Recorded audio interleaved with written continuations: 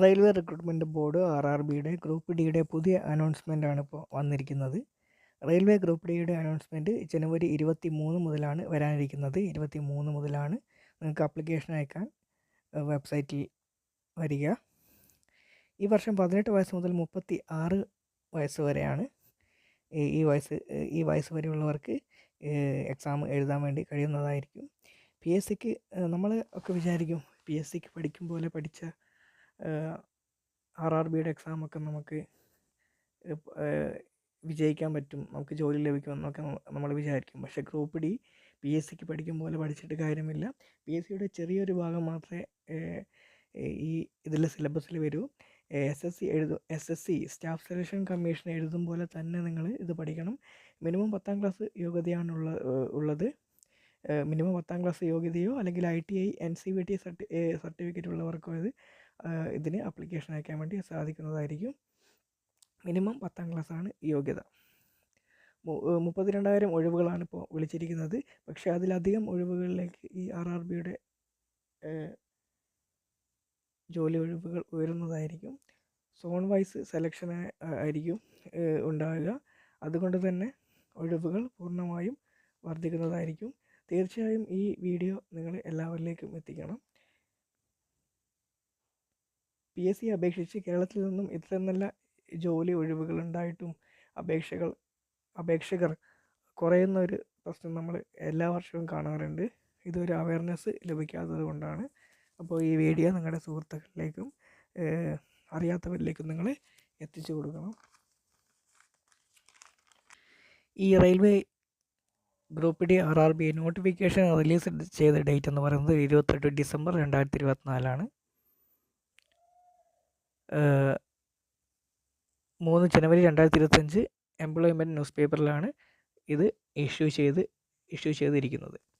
നിങ്ങൾക്ക് ഈ എക്സാമിന് വേണ്ടിയിട്ട് ആപ്ലിക്കേഷൻ അയക്കാൻ പറ്റുന്ന ഡേറ്റ് എന്ന് പറയുന്നത്, ആപ്ലിക്കേഷൻ സ്റ്റാർട്ട് ചെയ്യുന്ന ഡേറ്റ് 23 ജനുവരി 2025 മുതൽ ലാസ്റ്റ് ഡേറ്റ് അവസാന തീയതിയായിട്ട് പറയുന്നത് 22 ഫെബ്രുവരി 2025 വരെയാണ് നിങ്ങൾക്ക് ഈ റെയിൽവേയുടെ എക്സാംസ് അയക്കാനുള്ള ഡേറ്റ് എന്ന് പറയുന്നത്.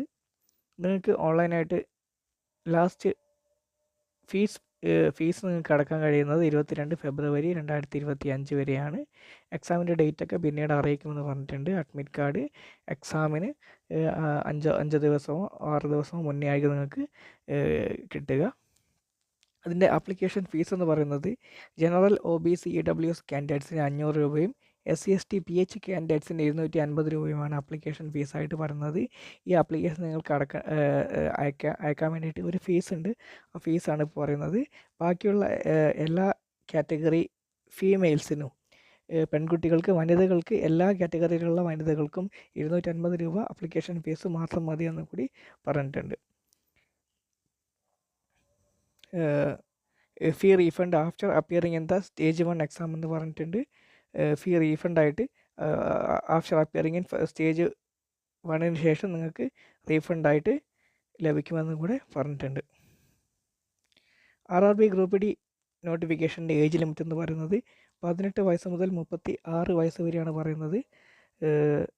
ഇതിൻ്റെ ഏജ് ലിമിറ്റ് പറയുന്നത് 1 ജൂലൈ 2025 എന്ന ഡേറ്റിൻ്റെ ഉള്ളിൽ നിങ്ങൾക്ക് 36 വയസ്സ് ഉണ്ടെങ്കിൽ നിങ്ങൾക്ക് ആപ്ലിക്കേഷൻ അയക്കാം. 18 വയസ്സ് മുതൽ 36 വയസ്സുള്ള വരെയുള്ള എല്ലാ ഉദ്യോഗാർത്ഥികൾക്കും, ഈ ആപ്ലിക്കേഷൻ അയക്കുന്ന എല്ലാ ഉദ്യോഗാർത്ഥികൾക്കും ആപ്ലിക്കേഷൻ അയക്കാൻ വേണ്ടി സാധിക്കുന്നതായിരിക്കും. ടോട്ടൽ വേക്കൻസി ആയിട്ട് ഈ ഗ്രൂപ്പ് ഡിക്ക് പറഞ്ഞിരിക്കുന്നത് 32,438 വേക്കൻസികളാണ്. ഇത് ഈ നോട്ടിഫിക്കേഷൻ പ്രകാരം പറഞ്ഞിട്ടുള്ളതാണ്.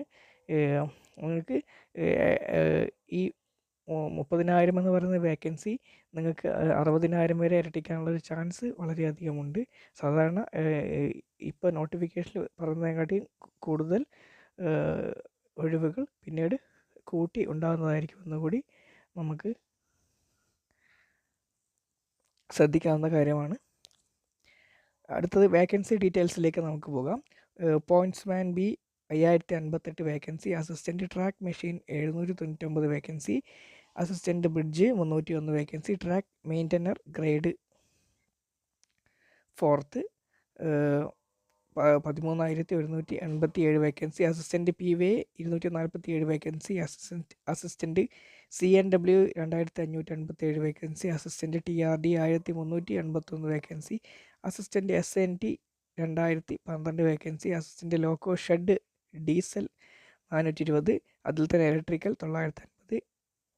Assistant operations electrical 744. Assistant TNL and AC 1041.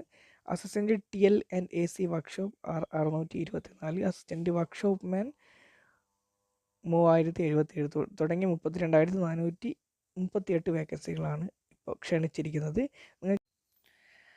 അടുത്തത് RRB ഗ്രൂപ്പ് ഡിക്ക് വേണ്ട വിദ്യാഭ്യാസ യോഗ്യത. നിങ്ങളുടെ എഡ്യൂക്കേഷണൽ ക്വാളിഫിക്കേഷനാണ് പറയാൻ പോകുന്നത്. 10ാം ക്ലാസ് യോഗ്യതയുള്ള 10ാം ക്ലാസ് പാസ്സായ ആളുകൾക്ക് ഈ ആപ്ലിക്കേഷൻ അയക്കാൻ വേണ്ടി സാധിക്കുന്നതായിരിക്കും. 10ാം ക്ലാസ് ഇല്ലെങ്കിൽ ITI സർട്ടിഫിക്കേഷനാണ് പറയുന്നത്. NCVT SCVT ട്രേഡ് സർട്ടിഫിക്കറ്റ് ഉണ്ടെങ്കിൽ നിങ്ങൾക്ക് അയക്കാം. 10ാം ക്ലാസ് ഇല്ലെങ്കിൽ ITI ഉണ്ടെങ്കിൽ നിങ്ങൾക്ക് ഇതിനു വേണ്ടി ആപ്ലിക്കേഷൻ അയക്കാൻ വേണ്ടി സാധിക്കുന്നതായിരിക്കും. അടുത്തതായി പറയുന്നത് ഫിസിക്കൽ എലിജിബിലിറ്റി. നിങ്ങൾക്ക് ഫിസിക്കൽ ടെസ്റ്റ് ഉണ്ടായിരിക്കും. അത് മെയിൽസിനും ഫീമെയിൽസിനും ഉണ്ടായിരിക്കുന്നതായിരിക്കും. മെയിൽസിന് പുരുഷന്മാർക്ക് 35 കിലോഗ്രാം ഭാരം വഹിച്ചുകൊണ്ട് 100 മീറ്റർ 2 മിനിറ്റിൽ പോകണമെന്ന് പറഞ്ഞിട്ടുണ്ട്. അതുപോലെ തന്നെ 1000 മീറ്റർ 4 മിനിറ്റ് 15 സെക്കൻഡ് കൊണ്ട് റൺ ചെയ്യണമെന്ന് കൂടി പറഞ്ഞിട്ടുണ്ട്. ഫീമെയിൽസിനാകട്ടെ 20 കിലോഗ്രാം വെയിറ്റ് വഹിച്ചുകൊണ്ട് 100 മീറ്റർ 2 മിനിറ്റിൽ നടക്കാനായിരിക്കും ഉണ്ടായിരിക്കുക, ക്യാരി ചെയ്തുകൊണ്ട്. അതിൽ തന്നെ ഫീമെയിൽസിന് പറയുന്നത് വനിതകൾക്ക് 1000 മീറ്റർ 5 മിനിറ്റിൽ 40 സെക്കൻഡ് കൊണ്ട് റൺ ചെയ്യാനും. ഇതായിരിക്കും നിങ്ങളുടെ ഫിസിക്കൽ എലിജിബിലിറ്റി ടെസ്റ്റ് എന്ന് പറയുന്നത്. നിങ്ങൾക്ക് ഈ എക്സാമിന് വേണ്ടിയിട്ട് 3 തരത്തിലുള്ള സെലക്ഷൻ പ്രൊസീജിയേഴ്സാണ് നിങ്ങൾക്ക് മറികടക്കേണ്ടത്. ഫസ്റ്റ് കമ്പ്യൂട്ടർ ബേസ്ഡ് ടെസ്റ്റ് ആയിരിക്കും. കമ്പ്യൂട്ടർ CBT എക്സാമിനേഷൻ ആയിരിക്കും ഉണ്ടായിരിക്കുക. ഒരൊറ്റ എക്സാമിനേഷൻ മാത്രമേ നിങ്ങൾക്ക് ഉണ്ടായിരിക്കൂ. രണ്ടാമത് ഫിസിക്കൽ എഫിഷ്യൻസി ടെസ്റ്റാണ്, PET ടെസ്റ്റാണ്. മൂന്നാമത്തത് ഡോക്യുമെൻ്റ് വെരിഫിക്കേഷൻ DV ആയിരിക്കും. പിന്നെ മെഡിക്കൽ എക്സാമിനേഷൻ. ഇത്രയുമായിരിക്കും ഗ്രൂപ്പ് D RRBയുടെ mode of selection process, recruitment process എന്ന് പറയുന്നത്.